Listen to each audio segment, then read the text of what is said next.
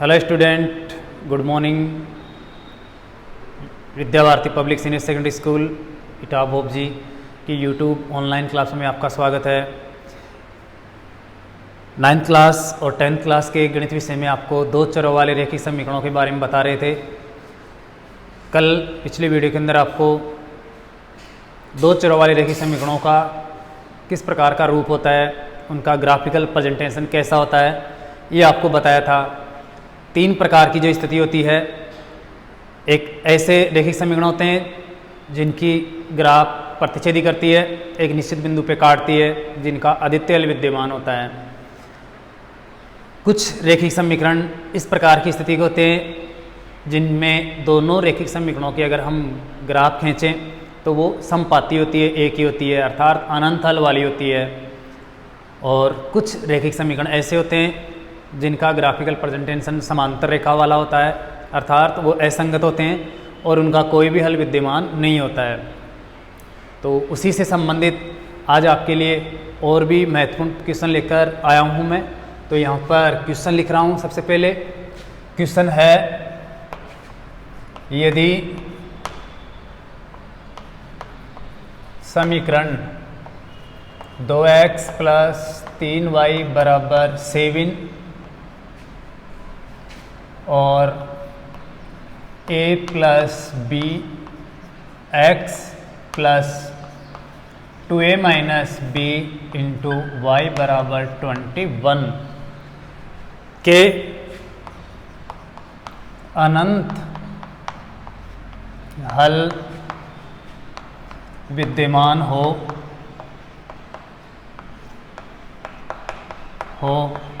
तो a b के मान ज्ञात कीजिए तथा इन समीकरणों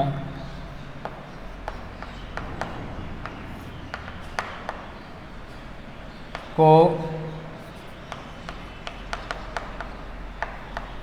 ग्राफीय रूप में व्यक्त कीजिए।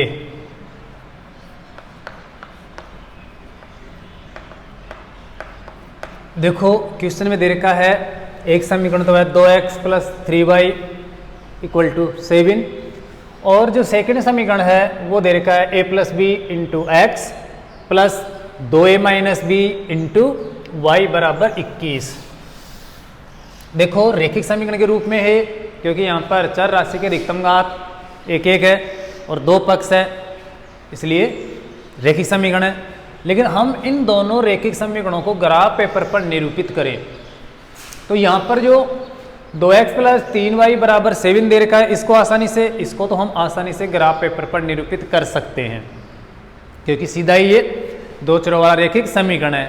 लेकिन हम इस सेकंड समीकरण को देखें, a + b × x + 2a - b × y = 21।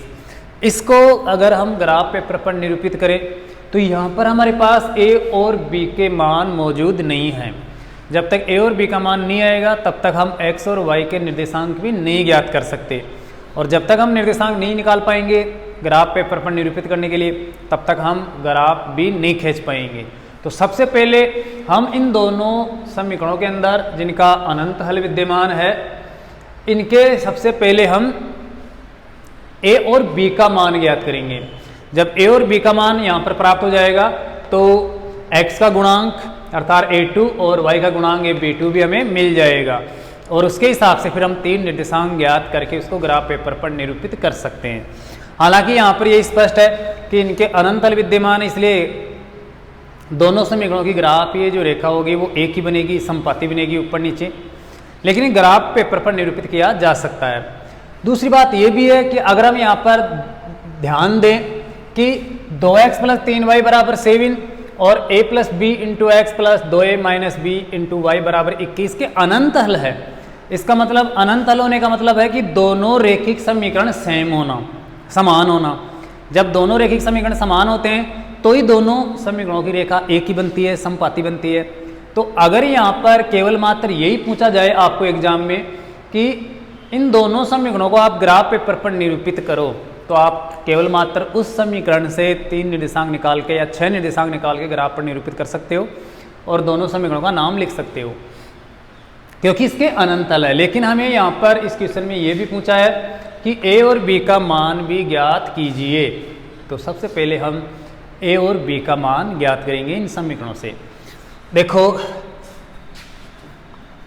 इस क्वेश्चन में दिया हुआ है कि इन दोनों समीकरणों के अनंत हल है, अर्थात 2x plus 3y equal to 7 तथा a plus B into X plus 2a minus B into Y equal to 21 के अनंत हल है, अनंत हल है। तो यहाँ पर ये बात बहुत ही महत्वपूर्ण है, अनंत हल वाली।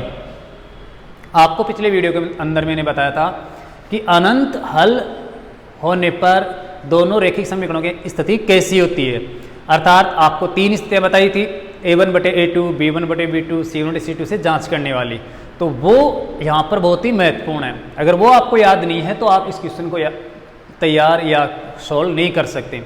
तो आपको सबसे पहले ये पता होना चाहिए कि दो चरों वाले रेखिक समीकरण जो युग्म होते हैं उनके अनंत हल कब होते हैं, अर्थात कैसा होता है इनके अंदर a, b, c में क्या अनुपात होता है कि उनके अनंत हल हो जाए। अगर वो आपको याद है तो आप यहाँ पर आसानी से इसको सरल कर सकते हो और a और b का मान भी ज्ञात कर सकते हो। अगर आपको अनंत हल की स्थिति कब होती है, कैसी होती है, अगर ये पता नहीं है तो इसको आप हल नहीं कर सकते। तो देखो यहाँ पर आपको बताते हैं, चूंकि अनंत हल के लिए, अनंत हल के लिए कैसी स्थिति होती है, a1 बटे वे a2 इक्वल टू b1 बटे वे b2 इक्वल टू c1 बटे वे c2, अर्थात तीनों भिन्नें समान अनुपात में होनी चाहिए, उनका मान बराबर होना चाहिए। जितना a1 बटे a2 वाली भिन्न का मान होता है उतना ही बराबर होता है b1 बटे वाली b2, और c1 बटे c2 वो तीनों आपस में बराबर होते हैं। तो ये आपको पता है तो आप इनमें a1 b1 a2 b2 c2 का मान रख के आप a और b का मान ज्ञात कर सकते हो। तो यहाँ पर देखिए इन दोनों समीकरणों के अंदर a1 क्या है, b1 क्या है, c1 क्या है, a2 क्या है, b2 क्या है और c2 क्या है, ये पहले हम बताते हैं। तो यहाँ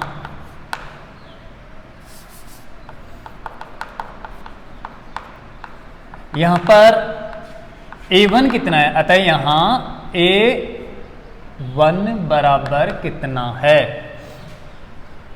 पहले समीकरण के अंदर x का गुणांक a1 होता है, y का गुणांक b1 होता है और खाली संख्या वाला मान जो अचर पद होता है वो c1 होता है। तो यहाँ पर a1 है 2, a1 2 और b1 है y का गुणांक जो है कितना 3, ये 3 है।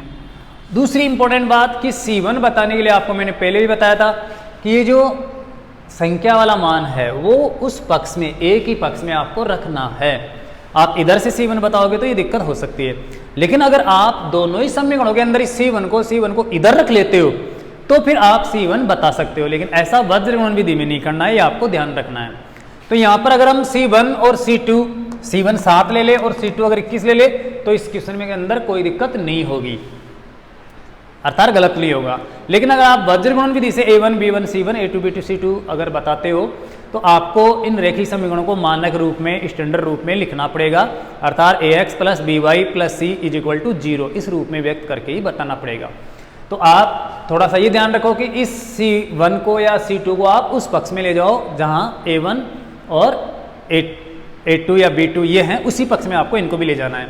तो यहाँ पर हम बात करें c1 की, तो ये अगर इस पक्ष में आएगा तो यहाँ पर 0 बन जाएगा। आप चाहो तो इस पक्ष में भी रख सकते हो, लेकिन दोनों में ही फिर इस पक्ष में रखना है, ये आपको ध्यान रखना है। c1 और c2 एक पक्ष, एक तरफ, एक साइड में ही होने चाहिए। लेकिन आप इस प्रकार से ही कर लो, अर्थात माइनस का 21 हो गया ये इधर आया तो, और बराबर 0। अब देखिए यहाँ पर c1 कितना है, माइनस का 7, ये प्लस का 7 उस पक्ष में जाकर लिखा जाएगा तो माइनस का हो जाएगा, और उधर से हम c1 बता रहे हैं तो ये हो जाएगा माइनस का 7। ये तो है a1 b1 c1, ये तो बिल्कुल आसानी से आप बता दोगे, क्योंकि आपका ये प्रथम समीकरण है वो बहुत ही नॉर्मल सिंपल समीकरण है, लेकिन जो दूसरा समीकरण है उसमें आपको ध्यान से A1 B1 C1 A2 B2 C2 बताना है। देखो A2 यहां पर देखिए मैंने बताया कि जो दो चरों वाला रैखिक समीकरण होता है उनके अंदर जो स्टैंडर्ड रूप है वो होता है ax plus by plus c equal to 0। इस रूप में होता है तो x का जो भी गुणांक है वो a कहलाता है, a1 या a2 कहलाता है, और y का जो गुणांक है वो b1 या b2 कहलाता है, और बाकी संख्या वाला मान अदरवाइज जो मान है वो c1 या c2 कहलाता है। अब हमने a1 b1 और c1 ये तो बता दिए, तो इसका मतलब हमें a2 b2 और c2 बताना है। तो x से जो भी गुणा है वो a2 है, y से जो भी गुणा है वो b2 है, और बाकी संख्या वाला मान c2 है। तो ऐसा आपको इस रैखिक समीकरण के अंदर देखना है और बताना है। देखो यहां पर x का गुणांक क्या है, वो है a2, x का गुणांक है a प्लस b, ये पूरा मान x का गुणांक है, तो a2 बराबर हो गया a प्लस b, ये आपको ध्यान रखना है। x का जो गुणांक है वो a है और दूसरे समीकरण में इसलिए a2 है। अब बात करते हैं हम b2 की, तो y का जो गुणांक है y से गुणा हो रहा है अर्थात 2a माइनस b, ये है b2, ये आपको ध्यान रखना है। b2 है 2a माइनस b, ये b2 है, और अदरवाइज जो मान है वो c2 है, तो यहाँ पर माइनस का 21 c2 है। इसकी जगह भी और कुछ मान दिया हुआ हो सकता है, तो c2 है माइनस का 21। अब हम इनकी तुलना करेंगे अनंतल वाली स्थिति से, अर्थात जब अनंतल की स्थिति होती है a1 बटे a2 इक्वल टू b1 बटे b2 इक्वल टू c1 बटे c2, हम इस प्रकार से इनको रखेंगे, क्योंकि अनंतल के लिए तीनों ही जो अनुपात होते हैं भिन्नों के वो आपस में बराबर होते हैं, तो इनका मान हम इनमें रख देते हैं। देखो गुणांकों को तो a1 बटे a2 बराबर b1 बटे b2 बराबर c1 बटे c2 में रखने पर इसमें रखते हैं, तो यहां पर देखिए a1 है 2 और a2 है यहां पर a प्लस b, तो यहां पर रख देंगे हम a प्लस b बराबर b1 बटे b2, b1 है यहां पर 3 और b2 है y का गुणांक, ये है 2a माइनस b और बराबर c1 बटे c2, c1 है माइनस का 7 और बटे c2 है माइनस का 21, माइनस माइनस प्लस हो जाएगा, कट जाएगा, तो ये 7 बटे 21 हो जाएगा। तो ये होती है अनंत हल वाली स्थिति। अब हमें क्या करना है, इनको इन तीनों भिन्नों को सरल करके a और b का मान ज्ञात करना है। अब यहां पर देखिए ये 3 बटे 2a माइनस b है, इसके बराबर ये भी है अर्थात 2 बटे a प्लस b, और इसके बराबर माइनस का 7 बटे माइनस का 21 भी है। तो जब आप इसके बराबर इन दोनों को करोगे या कोई से भी दोनों को आपस में बराबर कर लो, अर्थात इन दोनों को बराबर कर लो, इन दोनों को बराबर कर लो, या फिर इन दोनों को बराबर कर लो और इन दोनों को, अर्थात तीनों भिन्नों में से दो भिन्नों को आपस में बराबर करोगे तो आपको 2 समीकरण मिल जाएंगे। वही 2 चरों वाले रैखिक समीकरणों की स्थिति वाले 2 समीकरण बनेंगे, और उन समीकरणों को कैसे हल करते हैं वो आपको मैंने पूर्व में प्रतिस्थापन विलोपन वज्रगुणन विधि से बताया था, उस प्रकार से हल कर सकते हैं। तो देखो सबसे पहले हम ये ले लेते हैं, सबसे पहले हम a1 बटे a2 बराबर b1 बटे b2 को कर लेते हैं, अर्थात ये दोनों आपस में बराबर है तो बराबर ले लेते हैं इनको। इससे देखो आपका पहला समीकरण बन जाएगा 2 बटे a प्लस b बराबर 3 बटे 2a माइनस b, दोनों बराबर है। अनंतल के लिए a1 बटे a2 बराबर b1 b2 होता है, तो हम इन दोनों को बराबर कर लेते हैं। जब इन दोनों को बराबर करेंगे तो एक समीकरण बनेगा, अर्थात इसको सरल करते हैं, क्रॉस मल्टीप्लाई करते हैं, अर्थात वज्र गुणा करते हैं। तो देखो यहाँ पर 2 गुणा होगा किससे, 2a माइनस b से, इससे हो जाएगा, और 3 गुणा होगा a प्लस b से, तो बराबर 3 गुणा a प्लस b। अब इनको सरल करते हैं, तो देखो यहाँ पर 2 दूने 4a हो जाएगा ये, माइनस का ये 2b हो जाएगा, 2 दूना 4a और माइनस का 2b बराबर इधर चलते हैं तो 3a 3 गुना होगा ऐसे तो 3 हो जाएगा, प्लस का 3b हो जाएगा, ये 3b हो जाएगा। इसकी कैलकुलेशन करते हैं हम, a को एक तरफ और b को एक तरफ कर लेते हैं। इस 3a को इस पक्ष में लाएंगे तो इधर ऑलरेडी 4a है, माइनस का 3a हो जाएगा, ये इधर आएगा तो माइनस का बन जाएगा, और माइनस के 2b को इधर ले जाएंगे तो इधर ऑलरेडी 3b है तो माइनस का 2b इधर आ जाएगा, प्लस माइनस का है तो किसका हो जाएगा, प्लस का हो जाएगा। ये आपको ध्यान रखना है। एक बार फिर से बता रहा हूं मैं, जब हमने इनको आपस में गुणा किया, वज्र गुणा करके फिर आपस में इन 2 को और 3 को गुणा किया तो 4a माइनस 2b और 3a प्लस 3b बन गया। a को इधर लाए 4a में तो माइनस का हो जाएगा, और माइनस के 2b को इधर 3ab की तरफ लाए तो प्लस का हो जाएगा। तो यहां पर देखिए 4a में 3a जाएगा तो ये तो बचेगा a बराबर इधर 3b और 2b मिलकर 5b हो जाएगा, तो ये 5b हो गया। ये मान हम आगे काम में लेंगे।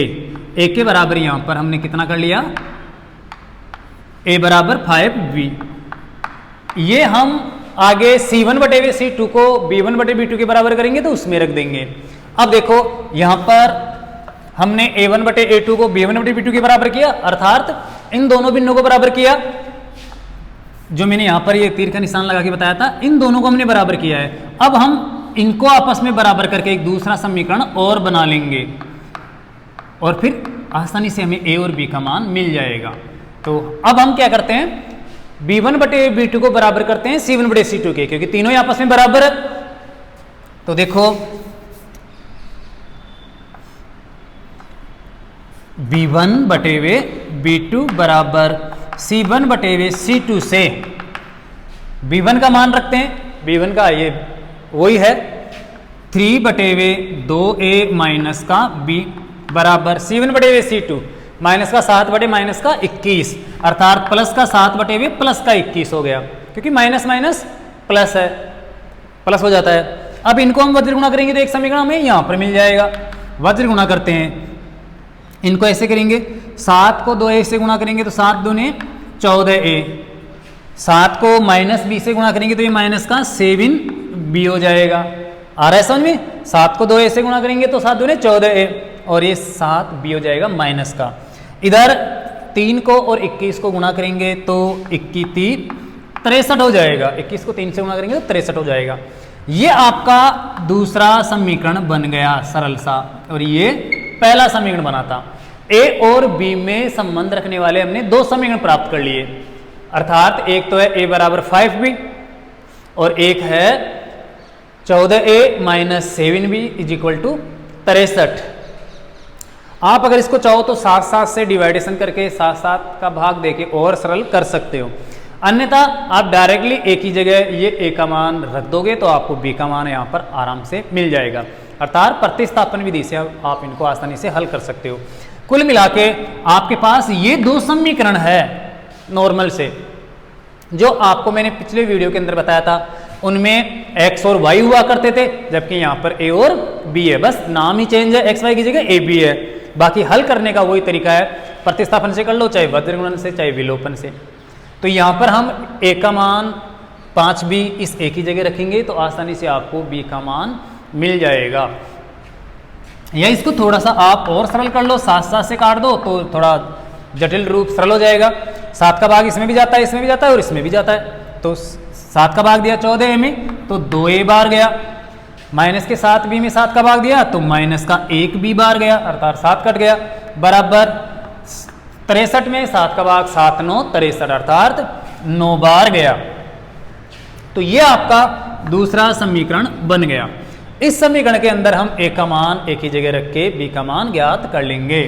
तो यहां a का मान रखने पर a का मान रख देते हैं हम। देखो इसके अंदर 2a माइनस b इक्वल 9 में a बराबर कितना रखेंगे हम 5b, 5b जो हमने अभी किया है ये रख देंगे। 5b रखने पर तो ये बहुत ही आसानी से आपको b का मान मिल जाएगा। देखो 2 गुणा ए का मान है 5b, तो ये 5b हम यहां पर रख देते हैं, माइनस b, ये माइनस का b और इक्वल 9 हो गया।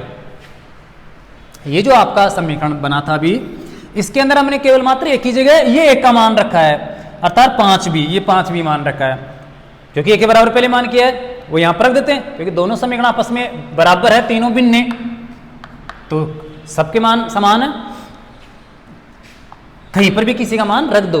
तो यहां पर देखिए अब इसको सरल करेंगे, 5 दूने 10, ये 10b हो जाएगा, 5b को 2 से गुणा करेंगे तो 10b माइनस b और इक्वल 9। 10b में से एक भी आप घटाओगे तो ये बच जाएगा 9b इक्वल 9। आपको यहाँ पर b का मान निकालना है, तो इस 9 को इधर ले आओ, 9 में इधर जाके भाग लगेगा तो 1 आ जाएगा, अर्थात b बराबर 1 हो जाएगा। तो ये देखिए b बराबर 9/9, तो b बराबर आ गया 1। ये b का मान आ गया आपके पास। अब a का मान हम और निकाल लेते हैं। a का मान यहां पर हम एक ही जगह रख देंगे, ये b की जगह b का मान रख देंगे तो a का मान आ जाएगा। सीधी सी बात है, b का मान 1 रखेंगे तो 5 एकम 5, a का मान 5 आ जाएगा। a बराबर 5b में b बराबर 1 रखने पर ये रख देते हैं हम, तो देखो यहां पर a बराबर 5 इंटू b का मान कितना है 1, ये 1 रखते हैं तो a बराबर आ गया 5।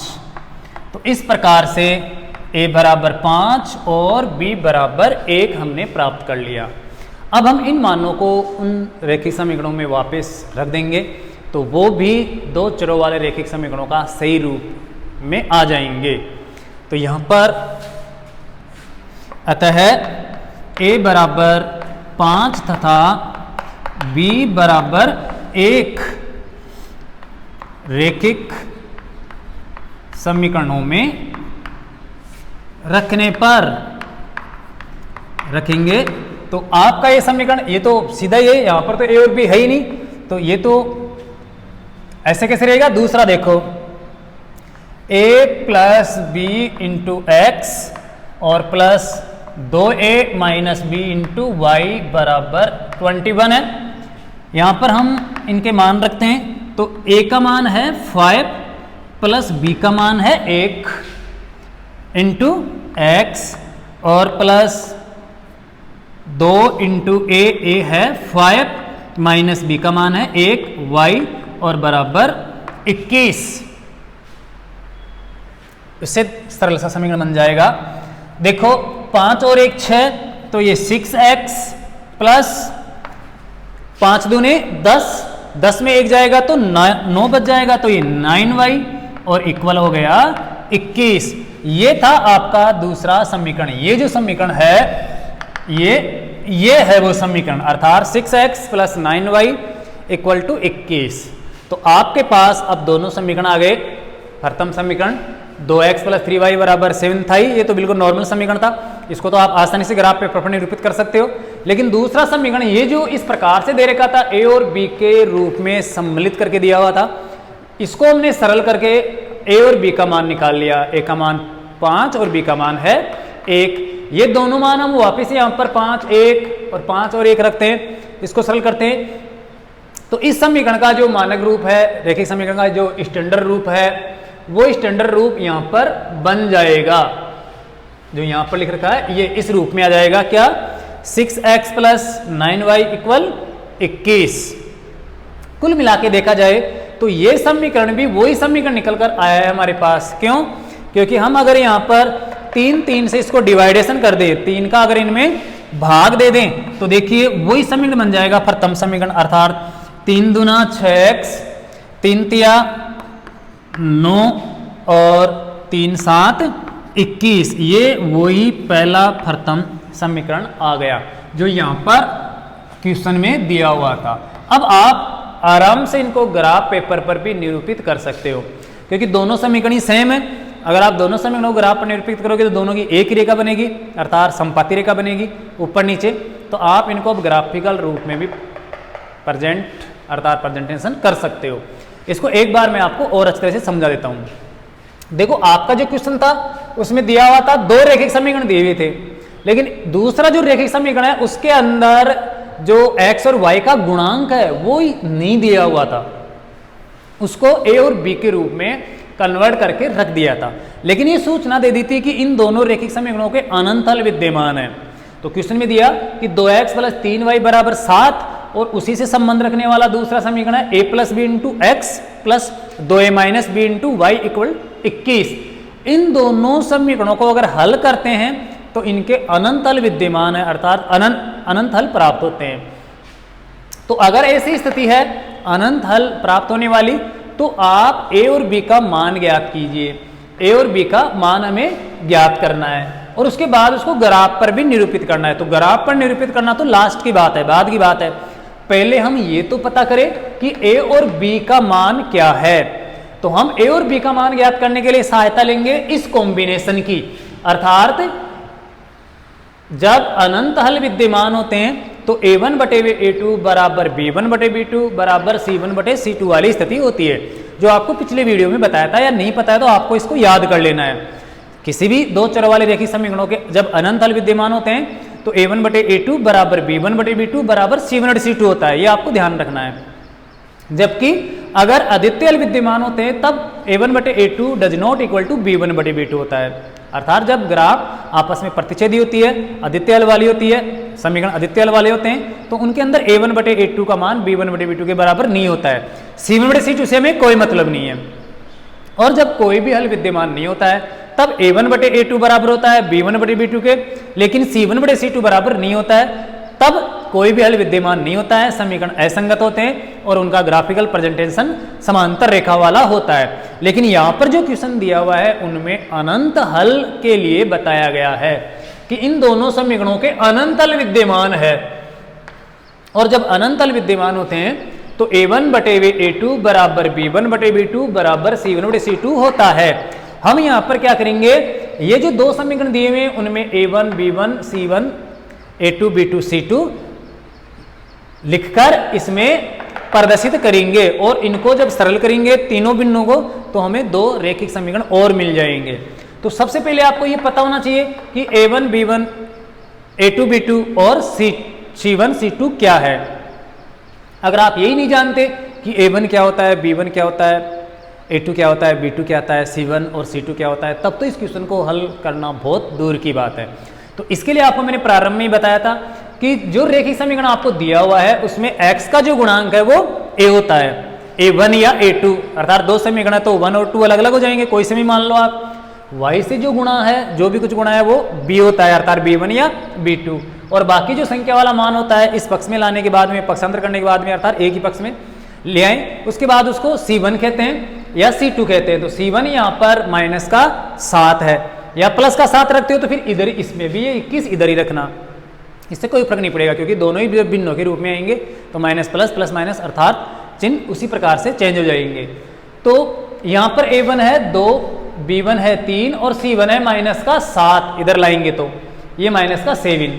और अब बात है इंपॉर्टेंट, इस दूसरे समीकरण के अंदर a और b और c किस प्रकार से बताया जाए। तो ज्यादातर छात्र यहाँ पर आके गलती कर देंगे, यहाँ पर वो समझ नहीं पाएंगे कि a1 ये a2 कितना है, b2 कितना है और c2 कितना है। तो आपको ध्यान रखना है रेखिक समीकरण का कैसा ही मानक रूप आए, x का जो गुणांक है, x से जो गुणा है, जो भी कुछ यहाँ पर गुणा में दिया हुआ है वो a है, अर्थात यहाँ पर a2 है a प्लस b, ये पूरा, ये b नहीं या a ही नहीं। दूसरी बात, y का जो गुणांक है वो पूरा गुणांक क्या है, b2 है, और बाकी संख्या वाला जो मान है वो क्या है, c2 है। तो ये आपको ध्यान रखना है कि a2 है a प्लस बी और b2 है 2a माइनस बी और c2 है माइनस का 21। ये आप यहां पर बता दोगे आराम से, और फिर हम क्या करेंगे, इनको तीनों भिन्नों के रूप में प्रदर्शित कर लेंगे, अर्थात इनके मान रख देंगे। जब a1 बटे a2 बराबर b1 बटे a2 बराबर c1 बटे c2 के रूप में इनको रखते हैं तो a1 2 बटे a2 है a प्लस बी बराबर b1 है 3 बटे b2 है 2a माइनस बी बराबर c1 माइनस का 7 तो c2 है माइनस का 21। तो ये महत्वपूर्ण बन गया। यहां पर हम दो समीकरण बनाएंगे इन दोनों से, अर्थात इन दोनों भिन्नों को जब बराबर करेंगे तो आपको एक समीकरण मिल जाएगी। इससे बन जाएगी एक समीकरण, वज्र गुणा करते ही ये बन गई, अर्थात 2/a + b बराबर 3/2 a - b। जब हम भिन्नों में व्यक्त करेंगे और इनको वज्र गुणा करेंगे तो आपको ये सरल सी भिन्न मिल जाएगी, अर्थात सीधा ही a बराबर 5 भी आ जाएगा। दूसरा हम 3/2a - b को माइनस का जो 7/21 है इसके बराबर करेंगे, अर्थात b1/b2 को बराबर करेंगे c1/c2 के, तो 3/2a - b बराबर माइनस का 7/-21 हो जाएगा। इनको जब हम क्रॉस मल्टीप्लाई करेंगे, वज्र गुणा करेंगे तो 7 दूनी 14 a माइनस का 7b, 7 दूनी 14 a माइनस का 7b और 21 63 हो जाएगा। आप यहां पर a का मान रख सकते हो या फिर इनमें किसी संख्या का से डिवाइडेशन हो रहा है तो उसको सरल भी कर सकते हो। यहां पर देखिए 7 7 का भाग जा रहा है सब में, तो हम 7 का भाग देते हैं, 7 दूनी 14 2a और माइनस का 1b और 9 7 63 अर्थात 9 आ गया, तो ये 2a - b बराबर 9। हम यहाँ पर क्या करेंगे, a का मान रखेंगे, जो पहले समीकरण के अंदर हमने a बराबर किया था 5b, वो यहाँ पर a की जगह रखेंगे, तो 2 गुणा 5b - b 9। यहाँ पर देखो a की जगह हम कितना रखते हैं, 5b रखते हैं, तो 2 गुणा a का मतलब 5b बराबर -b बराबर 2 गुणा कितना है a का मान 5b, तो 2 गुणा 5b - b बराबर 9। यहां पर सरल करते हैं तो 5 दूने 10b हो जाएगा, माइनस का b और बराबर 9 है। 10b के अंदर हम 1b घटाएंगे तो 9b आएगा, 9b बराबर 9 अर्थात 9b बराबर 9 हो जाएगा। जब 9b बराबर 9 है तो b बराबर अर्थात b से जो 9 गुणा हो रहा है वो उस 9 को लाकर 9 में भाग दे देते हैं, तो ये हो जाएगा b बराबर 9/9 अर्थात b बराबर 1, 9 में 9 का भाग एक बार गया, तो ये b का मान आ गया। अब हमें a का मान और ज्ञात करना है, जबकि a बराबर पहले हमने समीकरण का रूप बनाया था 5b, a बराबर 5b है, b का मान हमने ज्ञात कर लिया 1, तो इस b की जगह हम 1 रखेंगे तो a बराबर 5 गुणा a हो जाएगा, अर्थात a बराबर 5 गुणा 1, तो a बराबर 5 से कम 5 हो गया, a का मान 5 आ गया। a का मान ज्ञात कर लिया, b का मान ज्ञात कर लिया, तो हम वापस ये जो दूसरा समीकरण है आपका, इसमें a और b का मान रख के इसको भी सरलतम रूप में प्रकट कर लेंगे, अर्थात रैखिक समीकरण के मानक रूप में बना लेंगे। a की जगह हम 5 रखेंगे और b की जगह 1 रखेंगे, तो 5 और 1 6 हो जाएगा। ये हो गया 6x प्लस a की जगह 5 तो 5 दूनी 10, 10 - 1, b का मान 1 है तो -1, तो ये हो जाएगा 9y अर्थात 9y बराबर 21, तो 6x प्लस 9y बराबर 21, 6x प्लस 9y बराबर 21 हो गया। इनके अंदर 3 3 का भाग जा रहा है, तो 3 दूना 6x प्लस 3 3 9y और प्लस 3 7 21, तो ये हो जाएगा 2x प्लस 3y बराबर 7। ये बन गया आपका दूसरा समीकरण। अब रही बात इन दोनों समीकरणों को ग्राफ पेपर पर निरूपित करना, तो आपको पता है दोनों ही समीकरण बिल्कुल सेम है, तो एक समीकरण के आप 3 निर्देशांक निकालकर उसी से ग्राफ कह सकते हो, या फिर आप 6 निर्देशांक निकाल लो और उनको ग्राफ पेपर पर निरूपित कर दो। तो ये ग्राफ पेपर पर निरूपित करना तो बहुत ही आसान है, जो हम हर वीडियो के अंदर यही आपको बताते आ रहे हैं। फिर भी एक बार इनको हम ग्राफ पेपर पर निरूपित कर लेते हैं। तो देखो आपके जो दोनों समीकरण बने हैं वो समीकरण है, यहां पर देखो पहला समीकरण तो है दिया हुआ है 2x प्लस 3y और इक्वल 7, और दूसरा समीकरण भी वही 6x प्लस 9y बराबर 21 अर्थात 2x प्लस, यहां पर देखिए गलती कर दी, 2 3 6 3y, 6x प्लस 3y बराबर 21, ये आपको ध्यान रखना है, ऐसी मिस्टेक नहीं करनी है। तो दूसरा समीकरण भी यही है 2x प्लस 3y बराबर 7। इन दोनों समीकरणों को हम ग्राफ पेपर पर निरूपित करेंगे तो बहुत ही आसान है। देखो कैसे ग्राफ पेपर पर निरूपित करते हैं ये बता देता हूं मैं। तो आप ये हल किस प्रकार से किया है आप इसको अच्छी तरह से एक बार तैयार कर लेना, क्योंकि यहाँ पर 2 रैखिक समीकरण दिए हुए हैं लेकिन दूसरे रैखिक समीकरण का ये जो मान है वो अलग हिसाब से दिया हुआ है। तो इसको पहले हम सरलतम रूप में व्यक्त करने के लिए a और b का मान ज्ञात करेंगे, तभी हम आगे ग्राफ पर इनको निरूपित कर सकते हैं। तो इस प्रकार से मैंने a और b का मान ज्ञात किया और फिर हमने ये समीकरण बनाया। अब देखिए इन दोनों समीकरणों को हम ग्राफ पेपर पर निरूपित करेंगे, तो ये तो बहुत ही आसान है। 3 निर्देशांक हम प्राप्त करेंगे और ग्राफ पेपर पर निरूपित कर देंगे।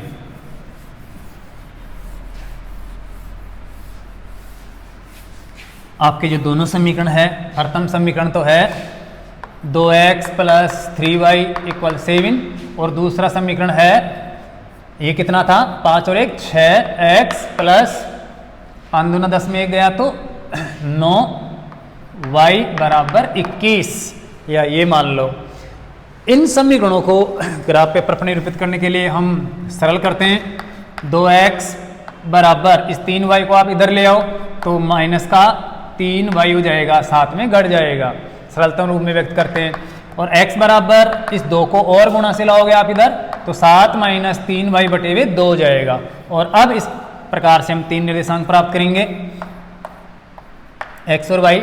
इस y की जगह अपनी इच्छा से कुछ भी मान रख लो और आपको फिर x का मान ज्ञात कर लेना है। तो जैसे y की जगह हम 1 रखते हैं, 1 रखा तो 3 एकम 3 हो जाएगा, 7 में 3 जाएगा तो 4 बचेगा, उस 4 में 2 का भाग भी देना है, 2 बार चला जाएगा, बहुत ही आसान है। अगर हम y की जगह 3 रखते हैं, क्योंकि 2 के अंतर से रखना है, 2 का भाग लग रहा है, तो 3 3 9 जाएगा, ये 9 माइनस का होगा, जबकि प्लस का 7 है तो माइनस का 2 बचेगा, उस माइनस के 2 में आपको 2 का भाग देना है तो माइनस का 1 आ जाएगा। इसी प्रकार अगर आप 5 रखते हो तो 5 3 15 हो जाएगा, माइनस का 15 और प्लस का 7 तो माइनस का 8 बचेगा, माइनस के 8 में 2 का भाग देंगे तो माइनस का 4 आ जाएगा। तो ये 3 निर्देशांक हो गए। इसी प्रकार आप दूसरे समीकरण को सरल करोगे तो वो दूसरा समीकरण भी ऐसे ही है। पहले आप 3 3 का भाग दोगे तो 3 दूना 6x प्लस 3 तिया 9y और 3 7 21, और वही सरलतम रूप ऐसे वही 2x बराबर 7 माइनस 3y, तो x बराबर 7 माइनस 3y बटे हुए 2 हो जाएगा। और 3 निर्देशांक हम निकालेंगे तो उसी प्रकार से निकाल सकते हैं, लेकिन इनके अदरवाइज हम अलावा निकालते हैं।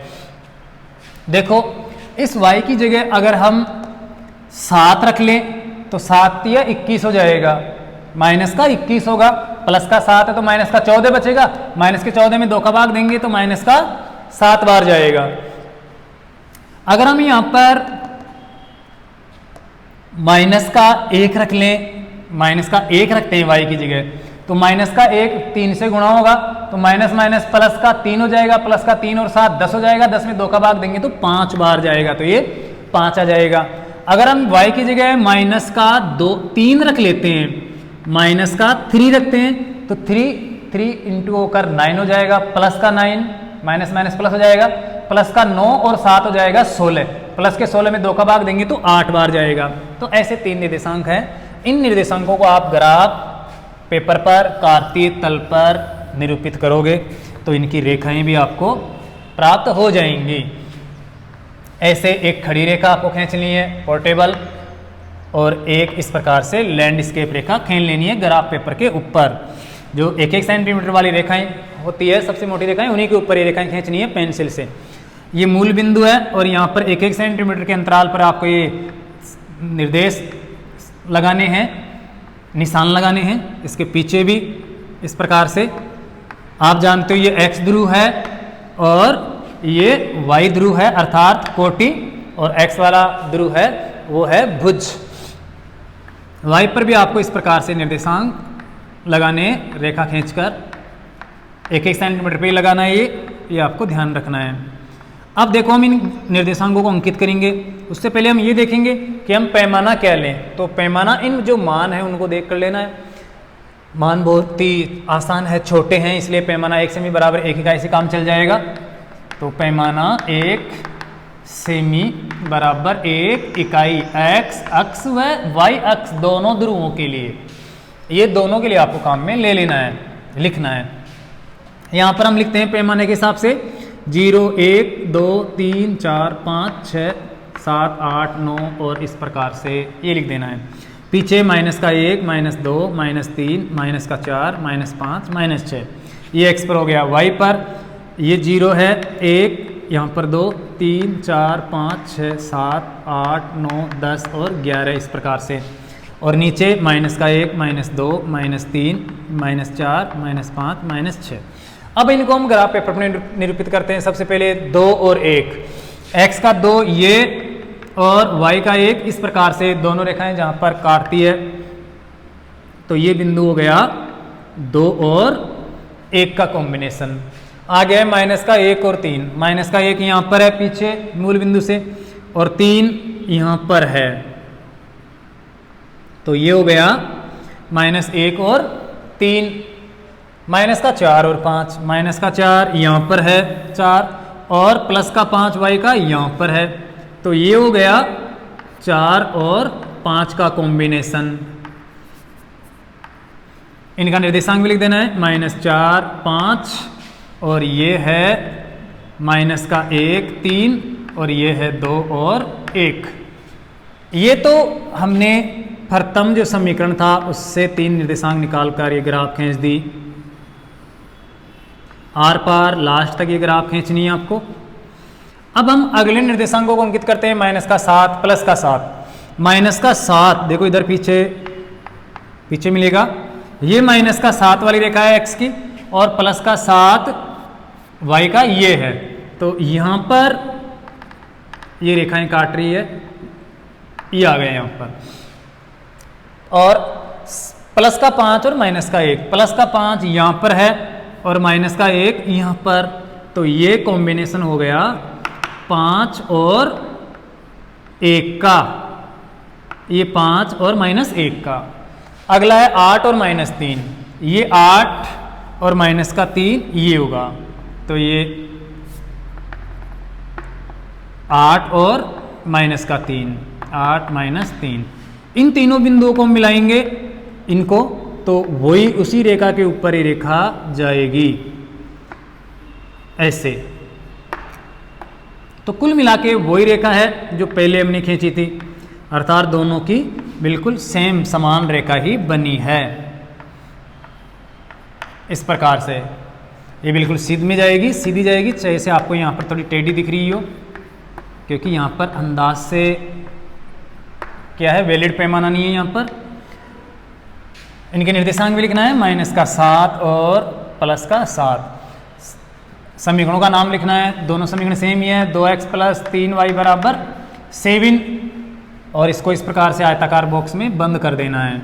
इधर ये भी वही 2x + 3y = 7। तो यहाँ पर देखिए रियल के अंदर ये दोनों समीकरणों की जो ग्राफ है वो बिल्कुल समपाती है, एक ही है। क्वेश्चन में कहा भी गया था कि ये समपाती है, इनके अनंतल विद्यमान है, अर्थात हर जगह आपस में ये काट रही है। तो प्रत्येक बिंदु कहीं पर भी हम नोट कर ले वो x और y का हल होगा, आंसर होगा, अर्थात प्रत्येक समीकरण को संतुष्ट करेगा। तो यहाँ पर इस क्वेश्चन में ये ग्राफ खींचना इंपॉर्टेंट नहीं था, इस क्वेश्चन में था a और b का मान ज्ञात करना। ये बहुत ही इंपॉर्टेंट था जो मैंने आपको भी पहले हल करके बताया था। तो आप ये ध्यान रखना कि इस प्रकार का अगर कोई क्वेश्चन आए तो उनमें कैसे हम a b का या अदरवाइज और कुछ p और q है उसका मान किस प्रकार से ज्ञात करें। इसके लिए आपको जरूरी है समीकरण की वो तीनों स्थितियां जो आपको मैंने पहले बताया था a1 बटे a2 अगर डज नॉट इक्वल टू हो b1 बटे b2 के तो अद्वितीय हल होते हैं, अर्थात प्रतिच्छेदी रेखाएं होती है, x और y का एक एक मान विद्यमान होता है। दूसरी स्थिति अगर a1 बटे a2 इक्वल टू b1 बटे b2 इक्वल टू c1 बटे c2 हो तो अनंत हल विद्यमान होते हैं, अर्थात समपाती रेखा बनती है, एक ही रेखा बनती है, जो भी आपको मैंने बताया। और तीसरी स्थिति है a1 बटे a2 इक्वल टू b1 बटे b2 does not equal to, अर्थात c1 बटे c2 बराबर नहीं हो तो फिर कोई भी हल विद्यमान नहीं होता है, कोई हल नहीं होता, अर्थात समीकरण असंगत होते हैं। उनकी जो ग्राफ होगी वो रेल की पटरी की तरह समांतर जाती है, अर्थात एक दूसरे को कभी भी नहीं काटती है। तो ये क्वेश्चन आपके समझ में आया होगा। ऐसे और भी आपके पाठ्य पुस्तक के अंदर क्वेश्चन है, आप उनको हल करना, देखना, समझना। अगर कोई दिक्कत आए तो आप पूछना। साथ ही साथ ये आज का जो चैप्टर है, ये क्वेश्चन है या वीडियो आपको कैसा लगा ये आप हमें कमेंट्स करके बताना। अच्छा लगे तो लाइक करना, और अगर कोई कमी रही हो, अगर कुछ नहीं समझ में आया हो तो आप वो भी कमेंट्स करके बता सकते हो। बाकी बहुत ही इजी है, आपको मैंने पहले भी कहा था कि गणित विषय बहुत ही आसान है। अगर आपकी रुचि है तो आपको बहुत अच्छा लगेगा, बहुत सारा समझ में आएगा और कुछ भी दिक्कत उत्पन्न नहीं होगी। लेकिन अगर आपकी मानसिकता ये है कि गणित विषय बहुत कठिन है तो फिर आपको ये कुछ भी समझ में नहीं आएगा और न ही मन लगेगा और न ही कुछ याद होगा। तो अपनी मानसिकता बदलिए और गणित के प्रति अपनी रुचि बढ़ाइए, जिससे कि आपको जो भी कुछ पढ़ाया जाए वो बहुत ही अच्छा लगे और समझ में आए। आज के लिए बस इतना ही। बहुत बहुत धन्यवाद।